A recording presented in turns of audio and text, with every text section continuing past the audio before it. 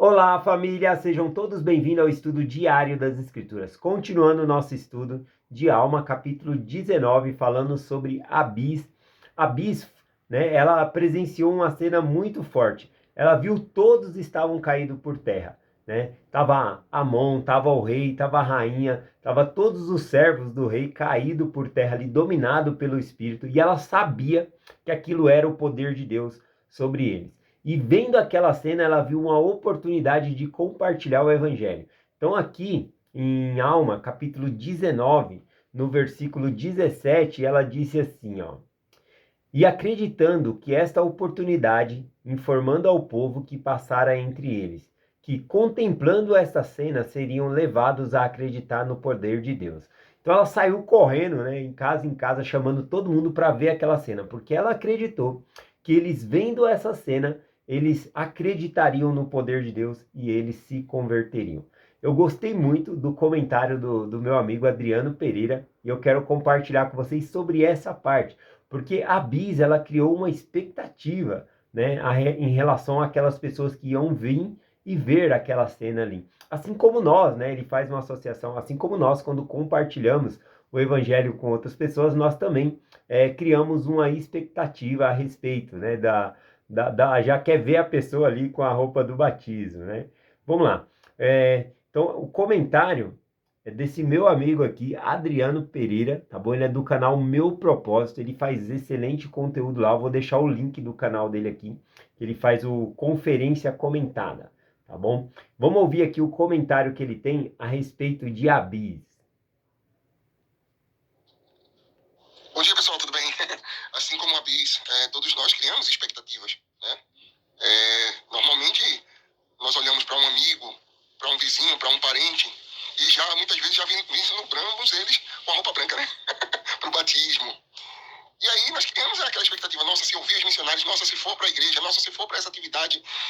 E nem sempre as expectativas que nós criamos, elas são atendidas da forma que imaginamos, né? Verdade. Que foi o que aconteceu. A Bis criou uma expectativa, disse, nossa, se o povo ver o que aconteceu aqui com o rei, com a rainha, com Amon, né, com os servos, vai saber que é o poder de Deus e vão se converter. Só que quando chegou lá, começou a ter contendas. Por quê? Porque nós lutamos contra forças invisíveis, né? Então, essas forças invisíveis, quando nós estamos trabalhando pelo bem, elas estão trabalhando pelo mal, para desviar nossos amigos, nossos parentes, nossos vizinhos, né? Verdade. E ficamos frustrados quando não acontece exatamente como imaginávamos. Mas aí é o momento, vou desistir ou não? Porque mesmo a Bis ficando triste ao ponto de chorar, o Espírito de Deus ainda estava com ela. E o Espírito de Deus se manifestou num toque de mão. Ela tocou na mão da rainha. Não sabemos toda a história do relacionamento dela com a rainha, que ela era a serva. Mas sabemos que ela queria o bem da rainha. Tocou a mão da rainha e a rainha despertou. Ali se manifestou o poder de Deus. E com a rainha, o rei, Amon e os servos, cada um tocando na mão do outro, apertando a mão do outro. E dali, cada um que se levantava falava do evangelho, falava do Deus, falava do plano. E muitos ouviram. Os que não quiseram ouvir, seguiram o seu caminho. Como o Vanderlei falou, não seguiram o caminho de Deus. Seguiram o seu próprio caminho, o arbítrio, né? Mas sabe-se que muitos, daqueles que estavam ali, e depois outros. E tudo começou com a Bis. Perfeito, né? Amei o comentário do Adriano, gratidão por compartilhar. Ele compartilhou no grupo, né, de estudo do Vem Segue, que o Lucas Guerreiro criou para nós estudarmos, tá bom? Então ele compartilhou lá nesse grupo. Quem quiser entrar no grupo, manda também mensagem no WhatsApp que eu coloco vocês lá nesse grupo, tá bom? Vamos aqui então continuar o nosso estudo a partir aqui de Alma, capítulo 20, né? Continuando aqui a partir do versículo 1, após, né, todas as pessoas terem visto por si só aquela cena, o rei se levantou, Amon se levantou, todos começaram a pregar o evangelho ali. Mas alguns aceitaram e os que aceitaram foram batizados. Outros seguiram o seu próprio caminho, não seguiram o caminho do Senhor. Bom, então continuando aqui, Alma, capítulo 20, versículo 1 diz assim: "E aconteceu que depois de haverem ele organizado uma igreja naquela terra, o rei Lamone desejou que Amon fosse com ele à terra de Nefe, para apresentá-lo ao seu pai. Amon, ouvindo a voz do Senhor, dizendo: Não subirás à terra de Nefe, porque eis que o rei, procurará tirar-te a vida. Irás, porém, à terra de Midone, porque eis que teu irmão Arão e também Moloque e Amá se acham na prisão. E aconteceu que, quando ouviu isso, Amon disse a Lamone: E eis que meus irmãos e meus companheiros estão na prisão em Midone, e eu para lá irei a fim de libertá-los. Então, a gente viu que os filhos de Mosias também não estavam sozinhos. Aqui já citou outros dois companheiros que estavam lá com Arão pregando o evangelho, mas acabaram sendo presos. Tá bom? A gente vai estudar esse relato um pouquinho mais para frente aqui. Aqui também diz, né, no versículo 4, qual foi a reação de Lamone, né, quando ele ouviu essa palavra da boca de Amon aqui, né, que ele não podia ir para a terra de Nefe porque ele tinha que ir até a terra de Midone, libertar os seus irmãos ali. E então Lamone disse a Amon: Sei que com o poder do Senhor podes realizar todas as coisas. Irei, porém, contigo à terra de Midone, porque o rei da terra de Midone, cujo nome é Antíono, é meu amigo, portanto irá à terra de Midone, a fim de agradar ao rei da terra, e ele soltará os teus irmãos da prisão.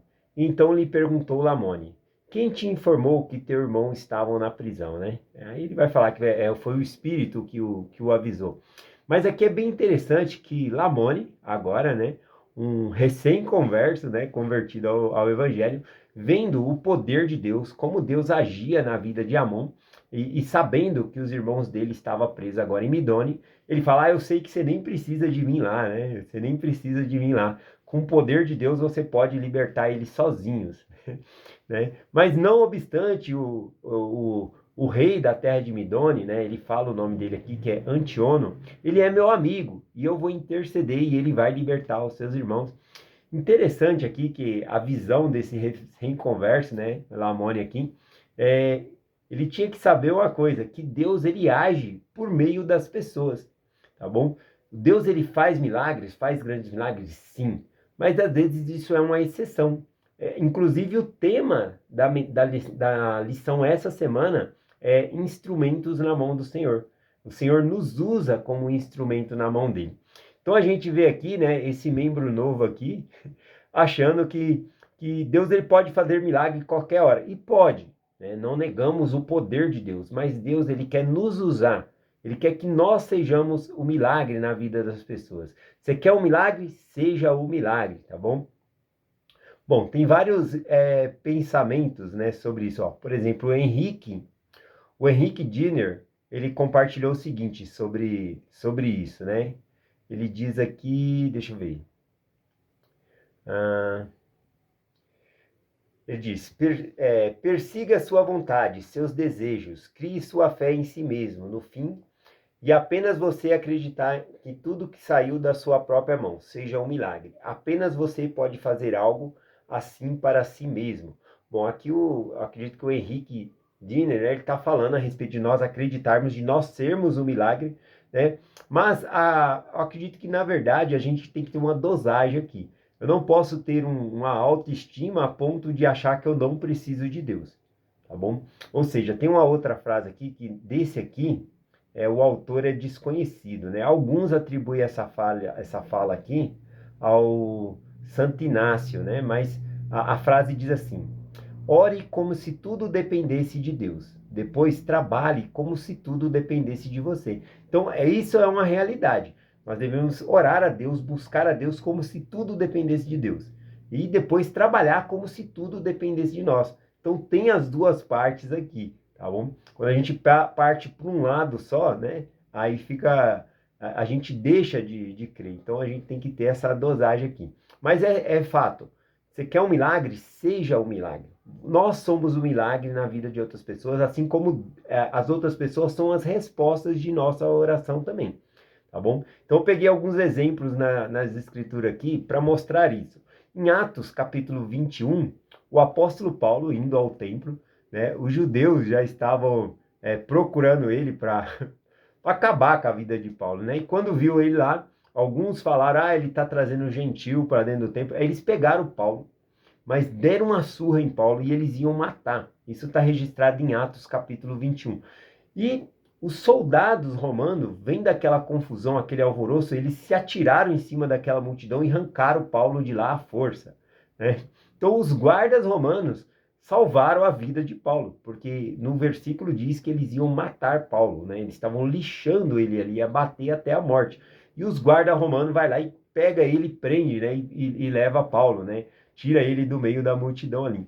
Mais tarde, em Atos capítulo 26, ele compartilhando o evangelho com o rei Agripa, ele fala que foi Deus que livrou ele, não foi os soldados, né? Na verdade, ele diz assim, ó, e por causa disso os judeus lançaram mão de mim no templo e procuraram matar-me. Porém, alcançando o socorro de Deus, ainda até o dia de hoje permaneço. Olha só, foi os soldados romanos que livraram Paulo da mão dos judeus ali na ocasião. Mas Paulo ele atribui que foi o poder de Deus. Deus ele age por meio das pessoas e também por meio naturais, tá bom? Então a gente tem diversos registros nas escrituras aqui. Por exemplo, para castigar a nação de Israel, Elias ele orou e selou ali o céu por 3 anos e meio. Por 3 anos e meio não houve chuva, e se não há chuva, não há comida. Então eles padeceram por causa de suas iniquidades, e Deus ele usou um método, ou seja, não vai ter chuva para não ter alimento, né? Então o Senhor fez dessa maneira. Com a falta de alimento, a gente vê um milagre que Elias ele precisava comer, e Deus enviou corvos para que alimentasse, né? Trazia um bocado de pão para ele todos os dias ali para ele comer. O corvo, então isso é um milagre, um corvo trazer pão. Porém, depois o Senhor mandou ele ir para Serepta e uma viúva o alimentou. Então o Senhor usa uma mulher que não tinha nem praticamente para ela, tá bom? Para abençoar. E ela até falou, eu só tenho um bocado de pão aqui, de farinha, para fazer um bolo pequeno para mim e para o meu filho, e depois nós vai morrer. Mas ele pede para fazer para ela e ela faz. E veja que ela alimenta o servo de Deus, o profeta de Deus. E aí, então, o profeta promete que não vai faltar azeite na botija dela e nem farinha. E assim, todo o período de seca, ela teve comida para ela e para o filho dela.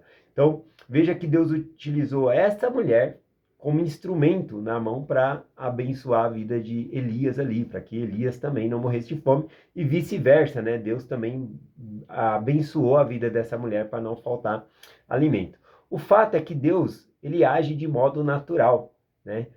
Para castigar as nações, às vezes pode mandar um tsunami, terremoto, pode mandar queimadas, né? Pode fazer várias coisas, tá bom? Até mesmo para proteger. Eu lembro da ocasião em Salt Lake City, quem visita lá, né?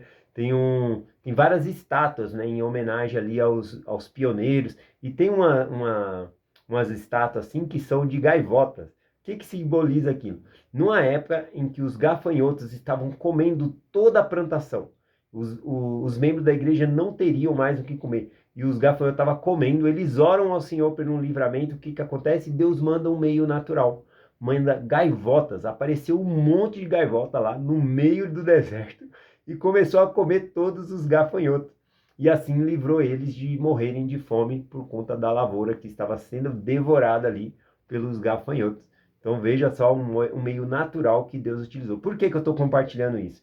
Porque Lamone, né, ele no pensamento dele, como membro novo, ele pensou, não, eu sei que se Deus quiser, você pode livrar os seus irmãos da prisão lá. Mas eu conheço, né, ele queria ajudar, mas eu conheço o dono da prisão lá, né, o rei daquela terra, e eu posso interceder para que ele liberte seus irmãos. Mal sabia ele que realmente Deus já tinha preparado ele para livrar, né, e é por esse meio, um meio comum, um meio natural, que o Senhor vai livrar ele da prisão, tá bom? Continuando aqui, Lamone havia perguntado, né, para Amon, como você ficou sabendo, né, que seus irmãos estavam presos lá na prisão?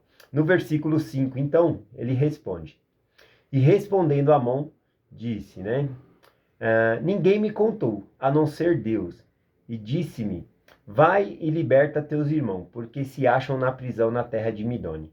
Ora, quando Lamone ouviu isso, fez com que os seus servos apontassem os seus cavalos e carros, e disse a Amon, vem, descerei contigo à terra de Midone, e lá suplicarei ao rei que liberte teus irmãos da prisão. E aconteceu que Amon e Lamone, quando para lá se dirigiu, encontraram o pai de Lamone, que era o rei de toda a terra. E eis que o pai de Lamone lhe perguntou: por que não vieste à festa naquela grande dia que dei a festa aos meus filhos e o meu povo? Bom, lembra que Amon, ele tinha dado de comer ao rebanho do rei, dado de beber, e aí ele foi cuidar dos cavalos do rei. Justamente ele foi cuidar dos cavalos do rei porque o rei ia viajar, Lamone ia viajar para essa grande festa do pai dele. Mas o que, que aconteceu na terra de Ismael? Houve essa grande conversão do próprio Lamone, tá bom? Da rainha, dos servos. Então isso durou alguns dias ali. Só Lamone, por exemplo, ele ficou 3 dias, né?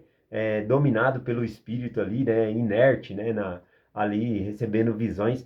Então, esses dias que estava acontecendo isso, estava acontecendo a grande festa lá, que o pai dele havia convidado. E como ele não foi, o pai dele veio averiguar, né? O que aconteceu que você não foi na grande festa que eu dei para meus filhos, né? E aí, então, a gente vê ele respondendo aqui. No versículo 10, ele diz também.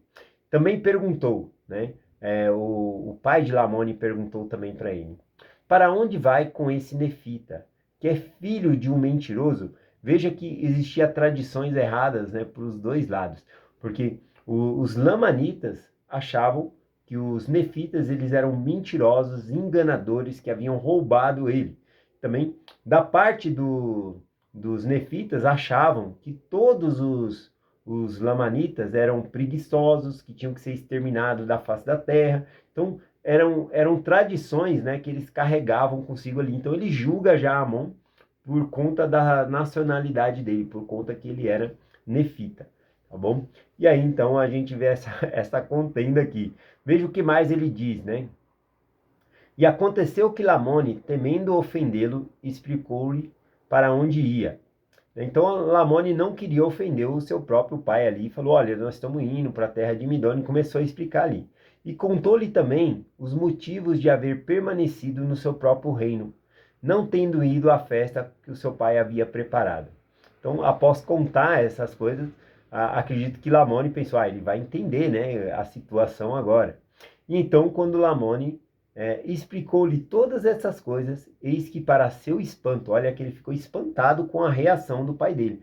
Após contar as grandes coisas que havia acontecido no reino dele, talvez ele pensasse, olha, ele vai querer averiguar por si mesmo essa ideia, vai se converter também. Não, para o grande espanto dele, o pai dele age de uma maneira completamente diferente, dizendo assim, indignou-se o pai contra ele, dizendo, Lamone, tu vai libertar esses nefitas, que são filhos de um mentiroso. Eis que ele roubou nossos pais, e agora os seus filhos estão entre nós, a fim de enganar-nos com suas astúcias e mentiras, para novamente nos despojar de nossas propriedades. Ora, o pai de Lamone ordenou que matasse Amon com a espada, e ordenou-lhe também que não fosse à terra de Midone, mas que voltasse com ele para a terra de Ismael. Olha só, né? O pai de Lamone mandou matar Amon, né? Eu fico imaginando Lamone pensando aqui, mas ele não pode ser morto. Todo mundo já tentou matar ele aqui, não tem jeito, né? Ele não vai, não tem como matar ele, não.